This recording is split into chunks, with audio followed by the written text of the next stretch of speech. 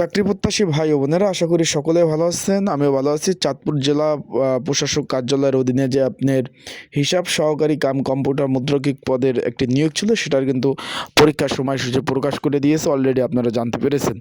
এখন এই পদের জন্য একটি সংক্ষিপ্ত সাজেশন রয়েছে, সেটা কীভাবে পাবেন অলরেডি আপনারা জানতে পেরেছেন যে 31 জানুয়ারি 2025 আপনার সকাল 11টা থেকে 12টা 30 1.5 ঘন্টা ব্যাপী কিন্তু পরীক্ষা অনুষ্ঠিত হবে। Hasan Ali government school and কলেজে কিন্তু পরীক্ষা, হাই স্কুল যেটা রয়েছে চাঁদপুরে, সেখানে পরীক্ষা অনুষ্ঠিত হবে।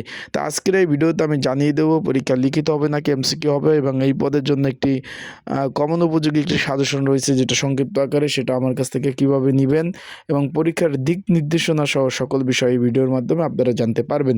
চলুন ভিডিওটা শুরু করে দেই। তার আগে বলে দিই, আপনারা যারা আমার ইউটিউব চ্যানেলে নতুন, তারা অবশ্যই আমার ইউটিউব চ্যানেলটা সাবস্ক্রাইব করে রাখবেন। ফেসবুক পেজ থেকে ভিডিও দেখলে অবশ্যই ফলো করবেন, লাইক কমেন্ট শেয়ার করে অন্যকে দেখার সুযোগ করে দিবেন।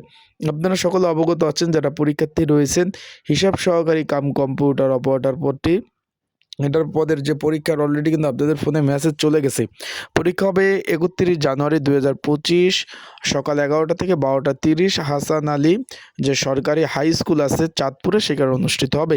এখানে কিন্তু পরীক্ষা লিখিত পরীক্ষা হবে। এখন এই লিখিত পরীক্ষার জন্য একটি কমন উপযোগী স্পেশাল একটি সংক্ষিপ্ত সাজেশন রয়েছে। যারা পরীক্ষার্থী রয়েছেন, আপনাদের যদি এই সাজেশনটা প্রয়োজন হয়, এই যে স্ক্রিনের উপর যে হোয়াটসঅ্যাপ নাম্বারটা দেখতেছেন 01994573 এই নাম্বারে আমার সাথে যোগাযোগ করতে পারেন। এছাড়া ডিসক্রিপশন বক্সেও কিন্তু একটা নাম্বার দেওয়া আছে, এই নাম্বারেও যোগাযোগ করতে পারেন। যোগাযোগ করে আপনারা কিন্তু এই যে হিসাব সহকারী কাম কম্পিউটার মুদ্রকিক পদের পরীক্ষার কিন্তু সাজেশন আপনারা নিতে পারবেন।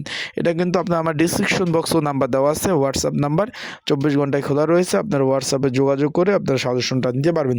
এখানে পরীক্ষার দিক নির্দেশনার মধ্যে এখানে কিন্তু তারা বলে দিয়েছে, লিখিত পরীক্ষা শুরু হওয়ার 30 মিনিট পূর্বে আসন গ্রহণ করতে হবে। পরীক্ষা শেষ না হওয়া পর্যন্ত কক্ষ ত্যাগ করা যাবে না।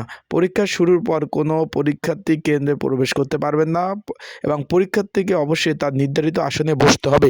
মানে আমি কিন্তু প্রত্যেকটা ভিডিওতে আপনাদের বলে দিতে দেওয়ার চেষ্টা করতেছি যে বর্তমানে নিয়ম অনুযায়ী কিন্তু পরীক্ষা শুরু হওয়ার পরে কোনো পরীক্ষার্থী কিন্তু পরীক্ষার কেন্দ্রে প্রবেশ করতে পারবেন না। সেই ক্ষেত্রে আপনারা যেহেতু পরীক্ষা এখানে টাইম দেওয়া আছে 11টায়, 30 মিনিট আগে যাওয়ার চেষ্টা করবেন। একটু বাসা থেকে তাড়াতাড়ি বের হওয়ার চেষ্টা করবেন, একটু সময় নিয়ে আপনার বের হওয়ার চেষ্টা করবেন, কারণ পরীক্ষা শুরু হওয়ার পরে কিন্তু আপনারা কোনোভাবেই পরীক্ষার কেন্দ্রে কিন্তু প্রবেশ করতে পারবেন না।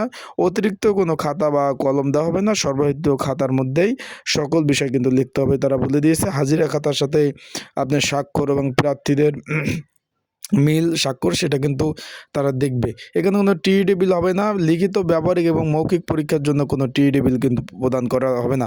এটা কিন্তু রেজাল্ট বাই একদিনের মধ্যে পেয়ে যাবেন। এটা পরীক্ষার পরের দিনের রেজাল্টটা দিয়ে দেবে। আশা করি বুঝতে পারছেন। যাদের সাজেশন প্রয়োজন অবশ্যই আমার এই নাম্বারে যোগাযোগ করে, হোয়াটসঅ্যাপ নাম্বারে যোগাযোগ করে আপনারা কিন্তু সাজেশনটা নিয়ে পড়তে পারবেন। সবাই ভালো থাকুন, সুস্থ থাকুন। আসসালামু আলাইকুম।